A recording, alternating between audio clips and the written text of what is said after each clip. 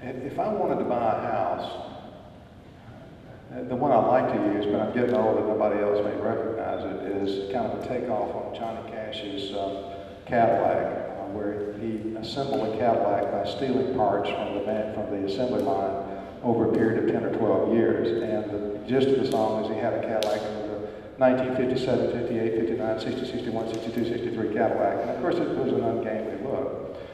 If I wanted to build a house and I had, I don't know, $100 a month that I could pay on building a house, one of the ways I could do it is every month I could go down to the hardware store and spend my $100 and go back and do something.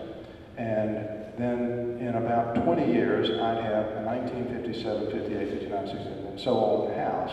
But I wouldn't have had the benefit of being able to live in the house, at least for probably the first 5 to 10 years, before I got a roof up and some plumbing in it that would allow me to live in. I wouldn't have a kitchen in it because that would be further down the line. See, so the pump leverage, if I have this stream of revenues that I'm willing to commit, and instead of doing it on a piece-by-piece basis, what leverage allows me to do is borrow instead of, if I had $1,200 a year to make in house payments, well, that's not a lot anymore, but I could probably afford, I don't know, something like a $40,000 house if such a thing exists.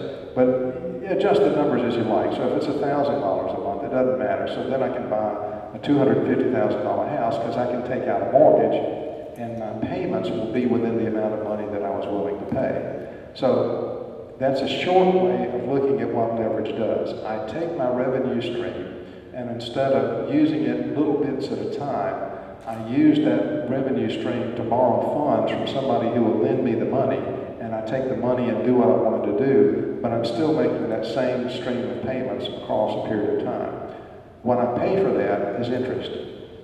In your case, the question is whether the cost of interest on borrowing for you is equal to or less than the rate of inflation. If it's equal to the rate of inflation, and I'm going to forget a whole bunch of stuff, like there's some other math that goes along with this, but just for rough approximations, if inflation rate and interest costs were the same, then you wouldn't be hurt to borrow because you would have built it all at today's cost instead of the inflated cost over time. If interest rates that you pay are lower than the rate of inflation, then you actually benefit from borrowing because you can buy more than you would have been able to buy by spending the money over time. And in a shorthand way, that's the concept of leverage. For you today, what happens with, say, $10,000 a day, or say $10 million for debt service? Yeah, $10 million for debt service.